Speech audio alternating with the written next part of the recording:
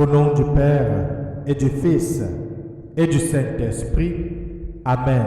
La béni de mon Père, bonjour. Bienvenue à cette nouvelle journée de méditation.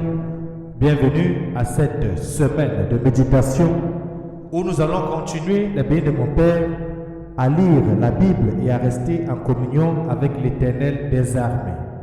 Particulièrement, j'imagine qu'hier, chacun et chacune de nous sommes allés célébrer le 33e dimanche du temps ordinaire avec nos frères et sœurs, où les textes nous amenaient particulièrement, comme nous l'avons vu, à la persévérance de notre foi.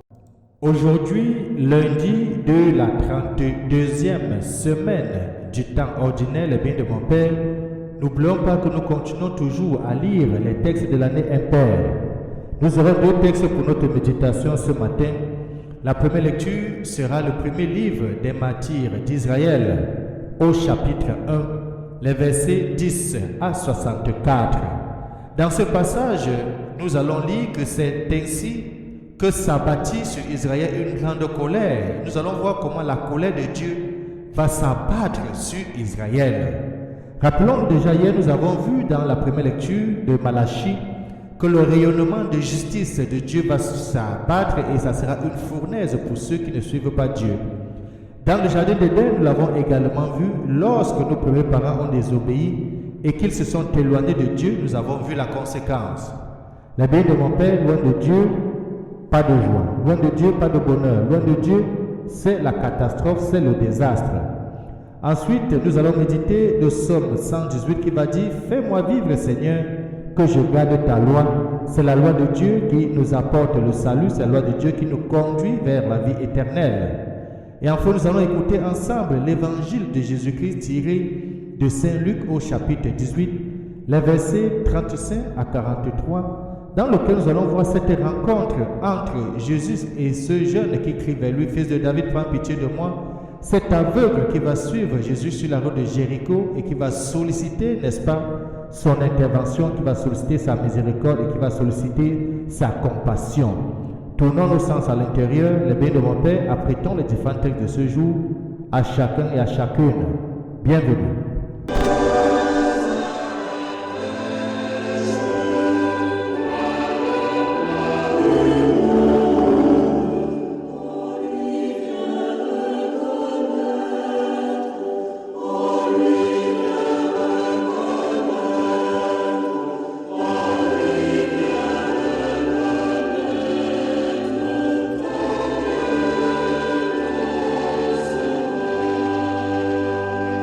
Prions. Dieu qui a envoyé ton Fils pour nous sauver et pour faire de nous tes enfants d'adoption, regarde avec bonté ceux que tu aimes comme un Père. Puisque nous croyons au Christ, accorde-nous la vraie liberté et la vie éternelle. Nous t'avons prié par Jésus-Christ, ton Fils bien-aimé, lui qui vit règne avec toi, Dieu, pour des siècles et des siècles. Amen. Le béni de mon Père, que chacun ouvre sa Bible au texte de 1 Martyr d'Israël, chapitre 1, les versets 10 à 64, et ensuite nous allons méditer ensemble l'évangile de Jésus-Christ selon Saint Luc au chapitre 18, les versets 35 à 43. Bonne méditation.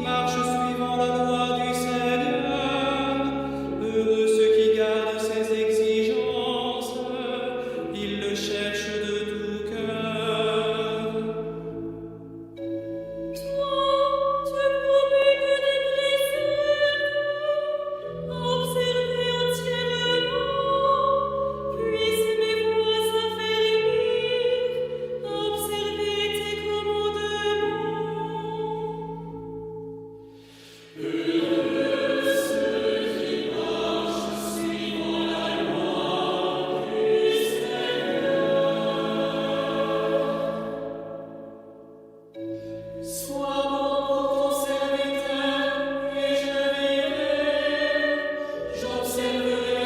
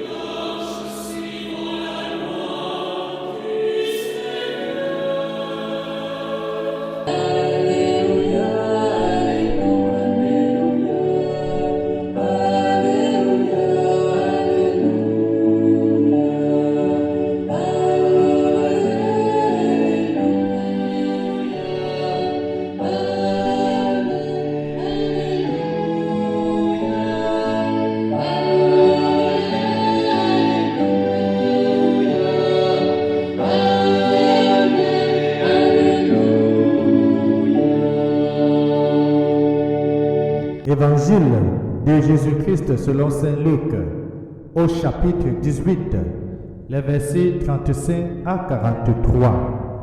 Alors que Jésus approchait de Jéricho, un aveugle mendiant assis au bord de la route, entendant la foule passer devant lui, il s'informa de ce qu'il y avait.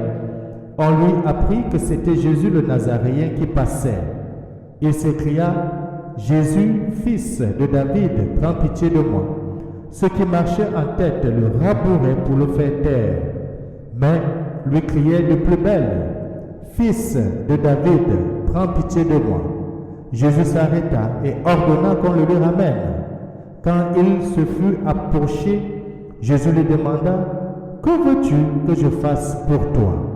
Il répondit: Seigneur, que je trouve la vue.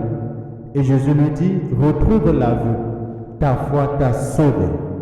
À l'instant même, il retrouva la vue, et ils suivent Jésus en rendant gloire à Dieu. Et tout le peuple, voyant cela, adressa une louange à Dieu. Acclamons la parole de Dieu.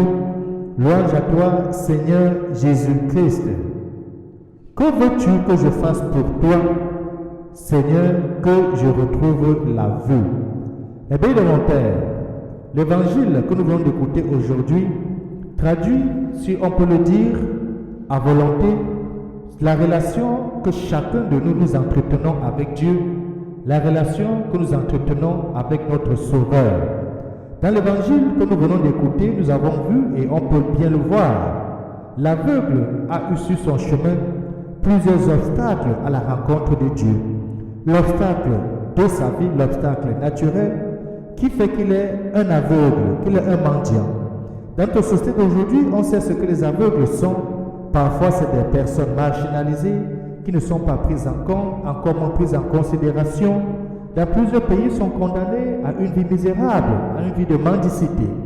On peut imaginer qu'à l'époque de Jésus, c'était pire que ce que nous voyons aujourd'hui. Donc, ce mendiant qui crie vers Jésus, fils de David, est une personne désespérée. C'est une personne exclue, c'est une personne qui est condamnée à vivre dans la misère. Mais il est conscient d'une chose, lorsqu'il sent que c'est Jésus de Nazareth qui passe, il sait qu'il n'y a personne dans ce monde, en dehors de Jésus, qui peut le secourir, qui peut le guérir, qui peut lui permettre de voir la vue en d'autres termes. Il n'y a que Jésus qui peut le remettre dans la vie, qui peut le remettre dans la société. Et on va voir le deuxième obstacle qui s'installe à lui, c'est ceux qui sont autour de lui. Le texte de l'évangile dit qu'on le rabourait, en d'autres termes, on se moquait de lui, on le poussait, on refusait qu'il s'approche de Jésus. Et pourtant, il va continuer de plus belle, comme dit l'évangile, à crier de plus fort: Fils de David, prends pitié de nous. Nous aussi, les bien de mon Père, dans notre vie de tous les jours, nous avons des obstacles qui ne sont pas des obstacles naturels, qui sont des obstacles tendus par ceux qui sont autour de nous, qui se moquent de notre foi, qui se moquent de notre pratique. Que lorsque nous appliquons l'évangile dans notre vie, lorsque nous vivons une vie de foi, ils trouvent que nous sommes déréglés par rapport à la société, ils trouvent que nous sommes des fous. Alors, face à cela, comment est-ce que nous nous comportons, les bien de mon Père?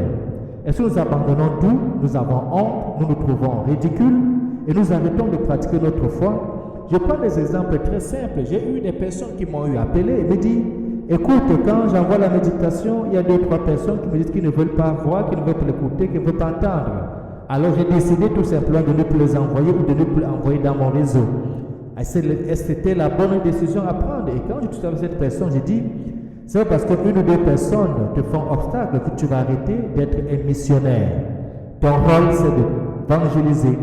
Et personne n'avait arrêté Jésus-Christ dans l'annonce de l'évangile. Et quand il reprend de plus belle, il se rend compte que leur auditoire continue de plus en plus à grossir.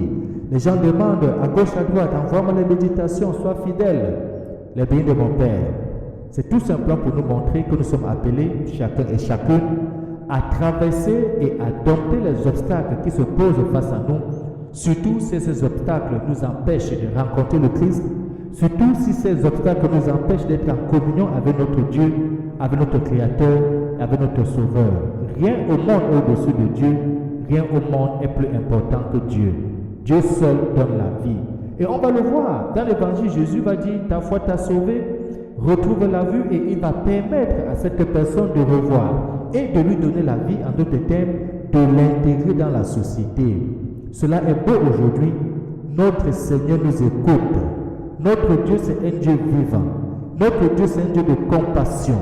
Notre Dieu, c'est un Dieu de toute puissance qui agit même sur la nature. D'ailleurs, on va le voir plus tard dans l'évangile où Jésus-Christ va parler au vent de se calmer et la tempête va s'apaiser.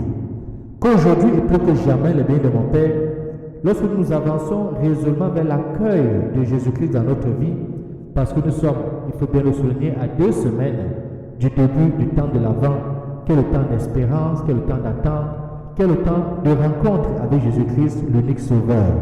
Et que de tout puissant de bénir ce coin cette journée, lui qui est Père, Fils et Saint-Esprit. Amen. Bonne journée.